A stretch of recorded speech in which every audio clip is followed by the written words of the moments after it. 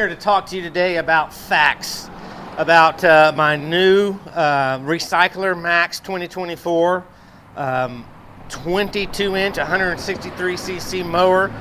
I saw this one and I really liked the general look of it and the things that it offers, but I want to talk to you today truthfully and honestly about what I found out about this mower. And if you do not want to hear specific things and you're emotional about this mower and you don't want to hear some things that I'm going to touch base on that are due to previous videos, then click off the video now, and I won't regret having to hear from you. But if you want to hear about the good things and the not so good things about this mower, then tune in. I have my 2011-2012 Lawn Boy 20-inch mower that I used for 12 going on 13 years, and this has just been the staple of everything that I've used to cut my whole probably acre of plot of land here. And so I saw the need I wanted to upgrade. This is just getting old, so I bought this, and this is my replacement mower. So I'm very, very happy with it. So stay tuned if you want to hear more about this mower. The focus is not on this mower, but this one. So stay tuned if you want to hear more. So what I'm going to touch base on first is a controversial subject, according to a couple of people that got bent out of shape. I'm not going to go back and dwell on that. But this mower, one of the reasons I bought this mower was that I was interested in the personal pace and what I call stow and go, but it's called something else, and I just can't recall on my brain right now what that feature where it stows forward and it goes back. It's called Smart Stow. There we go. This has some problems. I mean, it doesn't. The mower works great, and the mower will work great for you. It's just got some shortcomings, and I'm going to explain those to you. But first of all, I'm going to just touch base on two past videos, and some people got upset, but that's their fault. That's their problem if they got upset. I'm not going to dwell on that anymore. But the handle here, the quick release handles that are synonymous with this mower has some issues with that, and it was kind of an afterthought when they developed this stow and go and put that in with the personal pace, and then these rubber bumpers. And like I said, I'll go into that in more details. But there's a high setting, so-called high setting, and it's up more up here. And then there's a low setting, and it's honestly, the low setting from a high setting is about 1.5 inches. I'm going to try to speed through this. So 1.5 inches is not very much distance. I mean, it's like from there to there. That's the height difference. If you want to call that a height difference setting, then go right ahead. But to me, the height setting is probably more lower. It's more around my waist. I'm 6 foot tall, and this is my waistline right here. My Lawn Boy falls right within my waistline. It was a really good mower. That's why I used it for 12 or 13 years. When you activated the rear wheel drive and the blade, the blade starts spinning, that is right there where in this low position that the handles meet up. But what people that are buying this mower and making videos is they're taking it out of the box and for a week or a day or a month, they're not using their mowers. They all say, I just took it out of the box and I haven't used it yet, or I'm not using it because it's winter here, or whatever the excuse is. And they're making a judgment call on something they haven't used. I have used this mower. I've used this mower a good amount of time for it being brand new. The handles are level at the low position, and that is great. But the negative that people aren't seeing when they're using it is that you don't grab at this handle portion right here. You grab about 6 inches up higher, and so you push on this, and then this personal pace moves down, and this is part of the suspension. Now, a person or two has pointed out that this is part of the suspension too, these rubber called rubber isolator bumpers. That's what they officially call them. And that adds a little bit of flex to the handle as so-called suspension. It's not suspension, it's flex. And then you have this upper flex that is not controlled by anything. It's undampened. So you have all this movement in this handle, and as you're running around and it's bouncing around, it kind of feels crappy. It kind of feels very cheapy. I do like the personal go system, you know, the push down to control the speed of the mower, and this does function as part of the suspension, but the isolator bumpers down there, they are a part of the problem. And Toro made this kind of haphazardly, and it's definitely not considered a business would not be happy with this mower. This amount of play and flex in the handle, they wouldn't put up with. So yes, we know it's a homeowner model. It's not professional, so we'll get past that. But we all kind of want to aspire to own professional equipment, because professional equipment tends to mean it's going to last longer, and it's going to run better, and it's going to be more precise. So handle is very unprecision, and even my $270 mower from 12 years ago has less play in the handlebar. It doesn't have the so-called flex suspension, but I didn't really need that. But I do think it is, I like the system overall. It's just how it was put together and how it's packaged is what I'm trying to get to. But let me push this mower out of the way. This is a 20-inch deck, and that's a 22, so it's a lot cooler for mowing and knocking out that time. But let me show you this right here. Like I said, I'm going to try to educate. I will tell you that this mower is really, really good. I like it. It's got ball bearings in the wheels, and this thing rolls like that mower. When without the bearings, you put it on the ground and you could tilt it probably at a 5-degree angle and it's not gonna roll. This, if it's at 0.5 of an angle, this is gonna roll down that little bit of that slope.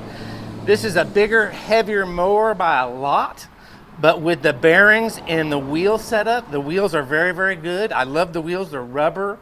They're, you know, the setup, the staggered, you know, taller in the back, smaller in the front. It works really well. It rolls very easy. So this mower feels a lot easier to control than that probably 50 or 45 pound lawn boy. And this is close to, I think the box was like 90 something pounds. So this is a much more substantial mower, but it runs better. So, but let me just tell you, these are called they officially called the height of cut plates, HOC plates. If you go look at the parts on Toro's website, parts website, mine came and I was I had to have it shipped to me. I didn't go pick it up in a box from Lowe's or Home Depot or from a local distributor. I had it shipped to me by a FedEx or someone like that, and it came. The box looked pretty good, but maybe in the box it got bent up. But my height of cut plates, this one was really warped out, pushed down. It could either be during the manufacturing process of putting this mower together, but some of that could have been maybe from a bump in the box in the truck. It is a heavy box. So when I got this out, I had to initially really put a lot of force in and force up and try to bend this in. It was just a little bit, but it was enough to knock everything out of visual alignment. And so my handle would always lean down on this side. It would always see how much flex is in this handle. I mean, when you're pushing around the yard, you just don't want, you may not want, some of you may not care. This is just really flimsy, and this has to do with the height of cut plates, and it has to do with this cutout that they manufactured into the height of cut plates, and that's my major gripe. But I'm going to touch more on that real quick here. I can't let the video go too long. Okay, to try to put this in the layman's terms for people that, you know, are just not that into how things function, you've got your quick release handle here. You've got this just tightens up to make sure that this doesn't come off. Portion that comes out and holds that on, so that makes this where it can, if you release these quick releases, just like that, then you have this range of motion where you can put this in the smart stow position. But what that does is these cutouts are really not good for the rigidity of the handle. Yes, the bumper does add a little bit to that flex. It's not suspension, it's a little bit of the flex, and it's not much. But so that's why you have to have this open groove or slot so that the handle moves up and down. And again, for a professional mower, you don't want your handle to move up and down and flex when you're mowing. It's just something you don't want. So this is part of the problem. But again, it's the personal pace, the stow and go, and these rubber bumpers that kind of don't mix well together. And this little slot that's machined or cut into, stamped into the height of cut plate. So, you know, inevitably it'd be nice, and here's the solution to fix that, is to maybe not have this such a wider range of flex that the handle can move, because that's a negative, but maybe have 2 holes, but have a little bit of flex, a little bit bigger hole for the quick release pin to go into, and then have more adjustment for the bumper isolator, the rubber bumper isolator. And there's only 2 positions, and they're so close together that it makes it almost impossible to get any distance in the range of the handle to move it up and down. So, you know, it's just insane that some people will get upset about this, but this is just the reality of this mower. So when you move it back, let me make sure I'm not binding anything up. That is the issue. See how much flex this has and how bumpy it can become? I don't consider that suspension, and you shouldn't really either. The main thing that it does is it absorbs when you push down on it, but you're not really pushing down on the mower. You're not really doing that. It's more when I'm doing tight sections in the yard, I have to pick up the back of the mower because the front is in a corner, so I need to pick up the back to pivot the back. And so when you pivot the back and you have all this amount of room of play, it's just not, doesn't exhibit or exude a quality in the mower. Plus 2, you're wearing away all this black finish, the black finish on your handle and the height of cut plates. And once you rub that paint off, it's gonna rust. It's gonna look unsightly. The rust really isn't gonna hurt anything, but it's more unsightly, and you paid $550, $600. I paid $500 for this with the sale that's going on, so that's still a lot of money, and you don't want to see your $500, $600 mower become unsightly. That's just my opinion. That's how I work. But that's the mower. It is I really like the mower, so don't get me wrong that I'm trying to tell you don't buy this. It's very, very good. I'm happy with it. I don't have a golf course type lawn. I see people reviewing this mower and they show their yard, and it's literally like a putting green. You know, good for y'all if you have a putting green. I have a nasty lawn with rocks and roots and a lot of weeds and a lot of, you know, nice looking weeds, you know, that look kind of like grass, and a lot of moisture in the grass, and it's just a nightmare to really mow and maintain. And so I think this mower does a fairly good job doing that, an above average job. So definitely I like the mower, but let me just share with you real quick to try to be positive and helpful too. When I take the air cleaner cover off, just like right here, I went on Amazon and was searching for air filters. I'm going to show you this air filter right here. It's a duplicate of the Briggs & Stratton air filter. Let me pull this mower in right here. Pull this one off. And this is helpful, I found. This gets very, very dirty very, very quickly. very, very quickly, because the filter allows just an abundance of air to come up from the bottom. Dust, dirt, the grass that you're mowing comes up and coats this. It turns it green and brown very, very quickly, and these are about $10, $10 or $11. So you need to pay special attention to your air filter and have these clean, probably if you're doing a lot of mowing, once every 3 months, buy a new filter. So that gets expensive.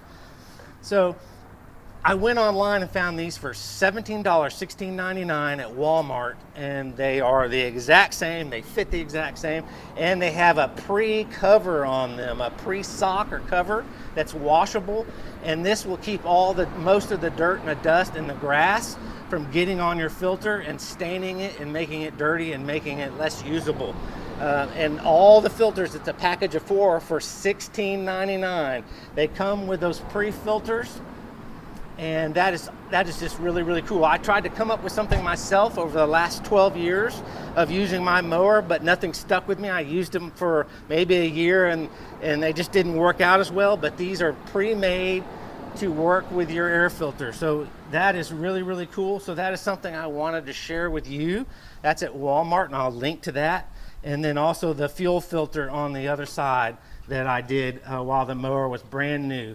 And the reason that I put the fuel filter on it is these plastic carburetors they just seem to get, if you have anything that gets in your gas that's a contaminant, little particles will basically get to your needles or your jets in your carburetor, and it clogs it up. And it's about an hour process to dismantle take the carburetor off and break it all down. You got to have a few specialty tools that are helpful in cleaning the jets. And so if you can cut that down, then that $6 filter that I bought, fuel filter, is definitely worth it. And I'll link to that too for you. And that's seen in my other videos. One more thing I want to touch base on real quick to silence people is that I was working with my local dealer, which I did not buy this at. They were kind enough to, say, hey, you bought it online, you couldn't put it in your car, you had to have it delivered, but we want to work on your mower in the future. And it's a large lawn chainsaw facility that works and sells these. So I talked to the owner, and I talked to the owner last week, probably 7 or 8 days ago, and showed him the previous videos that I made on the handle with the stow, smart stow feature, and the low and the high setting. Showed him the videos, and he immediately agreed. He doesn't have any 2024 this model in his store, so he didn't understand. But when I showed him the video and I showed him the photos, he completely understood and said, Brian, that is a problem. He reached out, he got my serial number, all the important information off my mower, so it was registered under warranty, so they could actually log into the system and talk to Toro about my physical mower. And Toro actually physically addressed the situation with the height and this mixed mash of handle that they put on this. Recognized that the problem that I am bringing up, but because this mower is out to so many people and already in so many stores, there's not really much that they're going to do about it. It would be very expensive to manufacture new height of cut plates and ship those out to people. And so I understand in that regard that it's a small problem per se, and they're not going to change the world by manufacturing some new height of cut plates. But so my dealer totally 100% sees exactly what I'm talking about and agrees with me 100%. They came up with some workaround that means I have to modify my mower, and I'm not necessarily wanting to do that because it'll make it a little bit more difficult to put into the smart stow position.